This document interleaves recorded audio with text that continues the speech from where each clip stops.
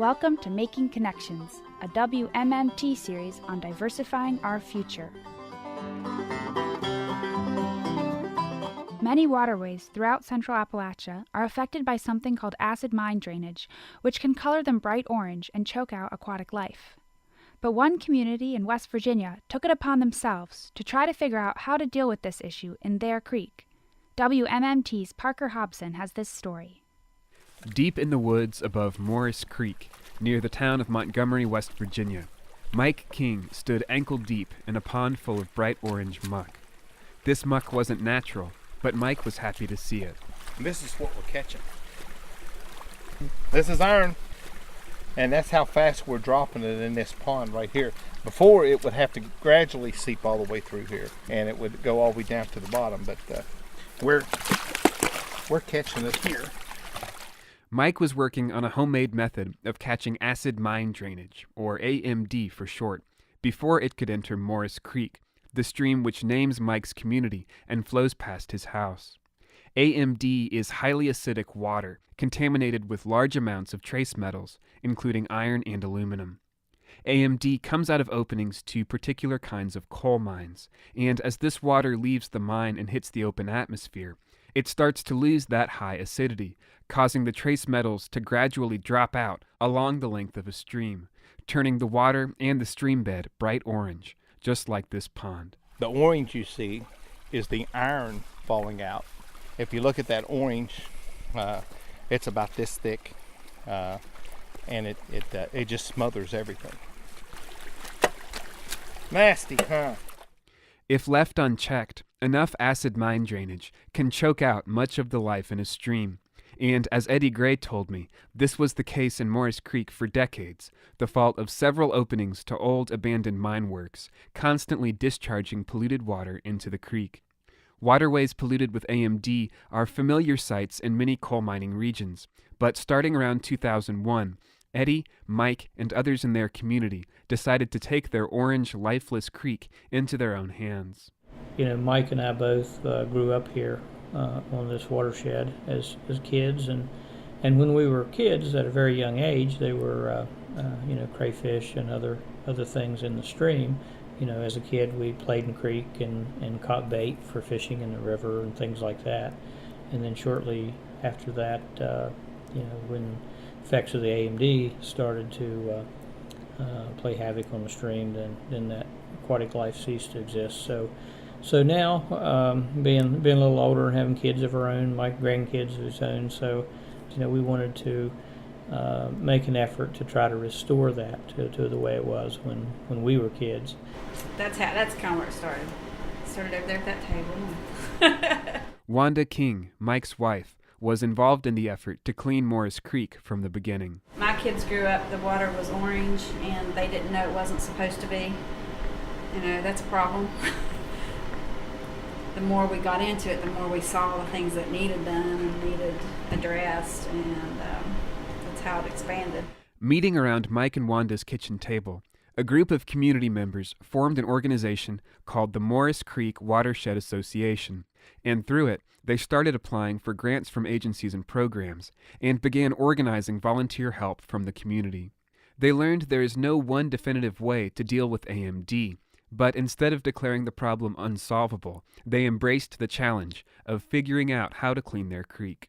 My background is in electricity and troubleshooting, and I apply those same theories to everything. I can tell you a lot of things that isn't before I can tell you exactly what it is. In the spirit of troubleshooting, they tried a method known as a passive treatment system, a series of terraced catching ponds built near where the AMD flows out of the old mines. These ponds were lined with limestone, which reacts with the metals in the water and causes them to fall out more quickly. After a few years, the ponds worked so well in catching the AMD, the limestone became totally covered with iron and ceased being effective, so they changed their design. They sealed off the mine opening and piped the contaminated water directly into a small tank filled with limestone before the water hit the catching ponds. The AMD still dropped out in the ponds, but this new method kept the limestone from getting covered in muck. There's limestone in this tank, and we just using the force of the water coming off the mountain, it's mixing with the limestone down in the tank. You're giving a shock to the water, and it's kind of like the same process of marinating a steak, that you actually marinate that limestone with the water for a little bit, and you actually get that boost in pH and dropping of metals in a shorter distance. It's someplace between MacGyver and Red Green. So, that's but it gives you a project to work on. And like I say, you can see it's working. As we stand here, it's working. So even though their treatment systems have required constant refinement to stay effective, altogether, keeping the acid mine drainage out of the stream has had a transformative effect on its health in a short time. We have 9 species of fish. We have 3 species of trout. We're the only stream in southern West Virginia that can sustain browns, rainbows, and brook trout in the length of the creek. And considering that when we started in 2001, nothing lived in the creek. The AMD was probably 3 to 4 inches thick in this area. It was just orange muck stuck to the bottom of the creek. We've saved our creek just by being innovative. But as Mike told me, the Watershed Association's work has grown beyond just treating AMD. There's an electricity generator powered by the water flowing down the mountain into that limestone tank. The group organizes regular stream cleanups. They've started community gardens. 200 hybrid American chestnuts have been planted on the property. University students are undertaking senior projects in the watershed. Local elementary school students regularly release trout into the creek. And those are just some of what Mike told me at last count were 41 different projects, all happening here in Morris Creek. We have a lot of projects. We can have a lot of people get involved. We want to get folks engaged and see that there is a way to make a difference. While all of these projects have come from this group's desire to restore their valley to how it looked before the coal mines came, their work is not just focused on the natural environment. It's about the humans, too, and their community. People's kids don't grow up here. They move away because they have to. And that's kind of sad. But it used to be a thriving community, and it slowly went away. And we got to do something to get it back. We kind of have a little saying that, any place that you're doing the work is not the place people want to live. They want to live up on top of the mountain where they can't see the effects. And that's how it is. So all your social and economic and benefits go up on top of the mountain, not down here in the valleys where you're actually toiling and getting the work done. I think if we can reverse some of these environmental degrees that we've done to ourselves and use these as educational tools, if nothing else, we can entice those people to come off that mountain and come back down here with us. And I think as we get this under control, we now have kids that want to move back because we're doing, they can see that we're making a difference.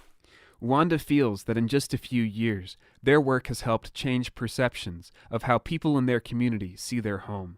I think we've seen a change here in just the community. Everybody seems to take a little more pride in their own homes and just picking up around. They see us out there picking up, then they come join us.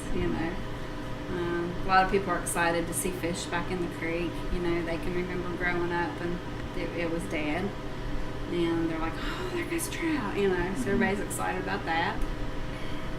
It's hard to see how one person can really do a lot to make a big change. You're fighting a lot of things, but I think as everybody gets on board and it kind of grows that way, you know what I mean? While Mike feels their group is making a local impact, he thinks that to really clean up Central Appalachia's waterways on a regional level, local watershed protection groups like theirs could stand to get more support, state, federal, and otherwise. For example, Mike told me it wasn't too hard to obtain grant money to build AMD treatment systems, but he said it's incredibly difficult to find funds to actually maintain them, which is necessary to keep them working. The watersheds are the most underutilized resource that states and agencies have. Watersheds know what's going on. They know what the problems are. They may need help on how to categorize them, how to prioritize them. I'd actually like to see a recon team put together with folks that are dedicated to this kind of work, and you go in and help communities deal with those problems. There are federal rules requiring coal companies to keep these sorts of AMD problems from happening, but those rules can be subject to wide interpretation, and there are abandoned mines throughout Appalachia and other coal regions still causing AMD, as well as many other environmental problems. Mike is not against coal mining, but he thinks that coal operators will have no real incentive to keep this kind of pollution from happening until company CEOs themselves are held personally responsible. You know, a lot of people give the EPA flack, say they're trying to ruin coal. Well, the EPA is saying, how are you effectively going to mine the coal and not have this happen again? That's exactly what they're saying. Now, I know the coal companies will say, well, we can't do that cost effectively. Well, if you're giving your CEO $26 million bonuses, you could use a little of that money to come back over here and fix some of these AMD problems. I think we can effectively mine coal. I think we can effectively burn coal. I think we can do a whole host of things when it comes to gas exploration. But we have to have companies, their CEOs, and their board of directors held personally liable when they choose not to follow safety and environmental practices. And that's when we'll make a change. The Morris Creek Watershed Association has regularly hosted groups of visitors, students, and volunteers from around the country and the world. And moving forward, they have plans to expand their capacity to spread their story even further by building a state-of-the-art environmental education center. This building could have permanent staff and could house large groups of visitors at once, giving even more people reason to visit their small West Virginia town. Mike and Wanda hope the center will build on the success the group has already achieved, with the ultimate hope of instilling pride in the community, bringing economic life to the area, and improving the quality of life for everyone along the creek. There's no economy here to speak of. And, you know, you have to start somewhere. You have to do something to get businesses interested. I don't know if our little building would do that, but it sure wouldn't hurt. But regardless of what happens with the building or any of their other projects, the acid mine drainage is going to keep flowing down from the mountain. If their current setup ever starts to fail like the last one did, Mike and his organization seem likely to welcome all help in doing whatever it takes to keep their creek clean. Whatever that whatever might be. I'm one of these folks that I just like to get involved and do something. I don't like to sit around and talk about it. I like planning and strategic planning, but you can only do so much of that. Then you have to put something into action. You have to get folks that see a value in trying some of these methods. And if we fail, what have we lost? Well, let's go look at more stuff. For more information on the Morris Creek Watershed Association, you can find them on Facebook or by visiting morriscreekwatershed.org. Reporting for WMMT, I'm Parker Hobson. This report was made possible by a grant from Penn State Public Media as a part of the Water Blues Green Solutions local reporting initiative. To see how other communities throughout the country are implementing innovative solutions to their water issues, you can check out h2oblues.org. Making Connections is brought to you by WMMT Mountain Community Radio. Find out more at makingconnectionsnews.org.